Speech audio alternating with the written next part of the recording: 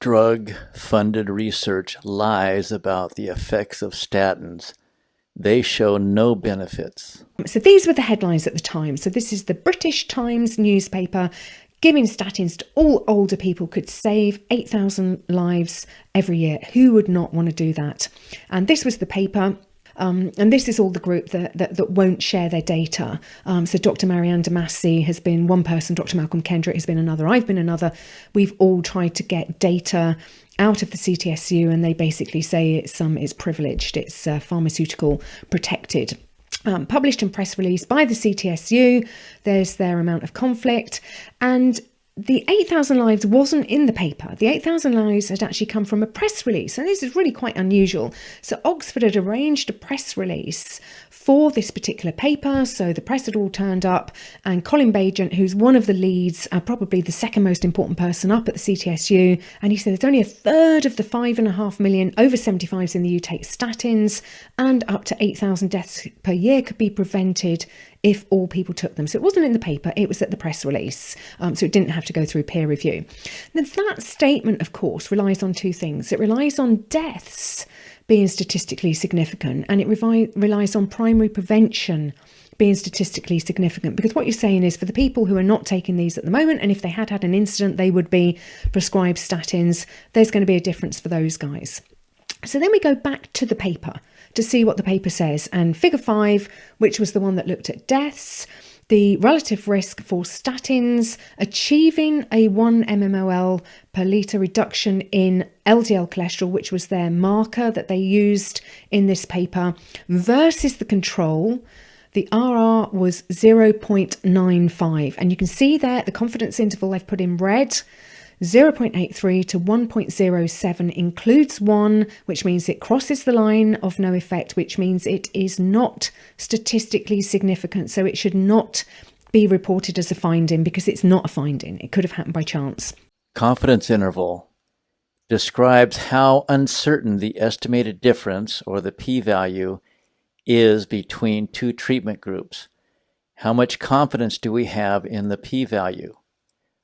If the CI between groups includes 1, then the groups are not significantly different.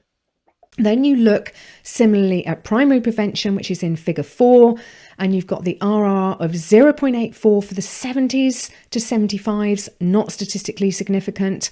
And then you've got 0.92 for the over 75s, far from statistically significant. That confidence interval of 0.73 to 1.16, far from statistically significant.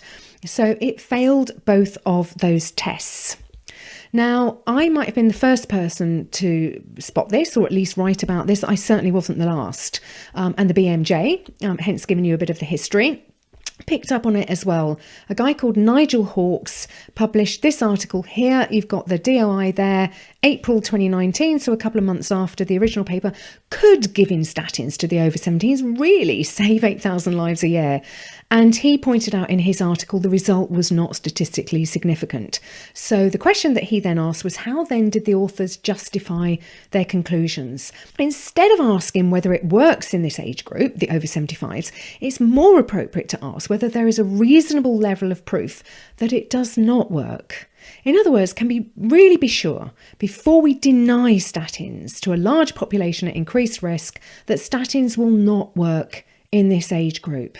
And he went on to say, lack of evidence of benefit is not evidence of a lack of benefit.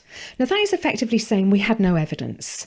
Now, if the CTSU, with their confidential data, with their complete access to all the pharmaceutical companies, with north of 300 million in conflicts of interest behind them, if they cannot find evidence in a published paper that there is any benefit whatsoever to the over 75s, if they can't find it, there ain't any benefit. And it's not just as simple as saying, well, this is an elderly group, oh, therefore we might as well put them on statins, because we know that there are side effects of statins.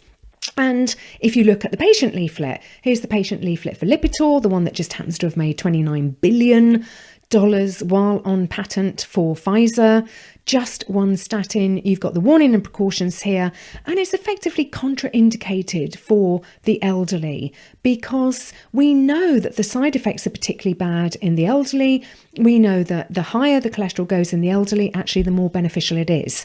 And this is a brilliant paper led by Ufi Ravenscoff, Lackerman Association, or even an inverse association. You either see no association or you see an inverse association between low density lipoprotein cholesterol and mortality in the elderly. So the lower their cholesterol levels, the more likely they are to die, or the higher their cholesterol levels, the less likely they are to die.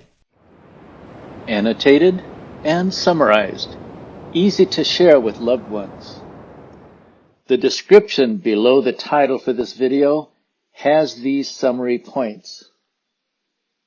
Article, February 2019 in the Times of London, from the Lancet article of 2nd February 2019, sponsored by the CTSU, Clinical Trial Support Unit of Oxford University.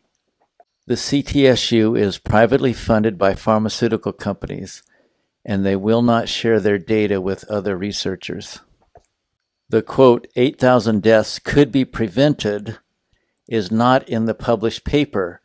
It's only in the press release, so it could not be peer-reviewed.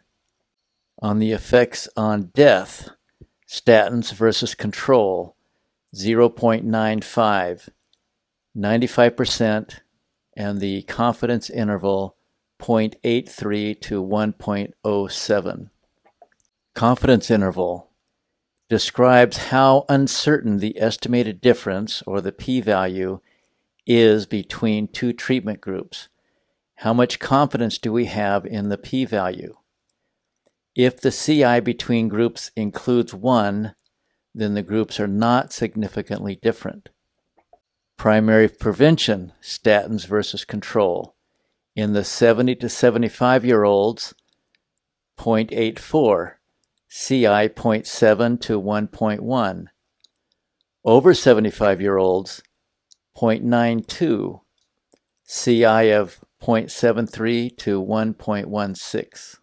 In the BMJ, British Medical Journal, Nigel Hawkes authored a paper in response to the Lancet article. This he did in April 2019. Dr. Harcombe says, if the CTSU, with their $350 million plus funding from the pharmaceutical companies, cannot find evidence, then there is no benefit.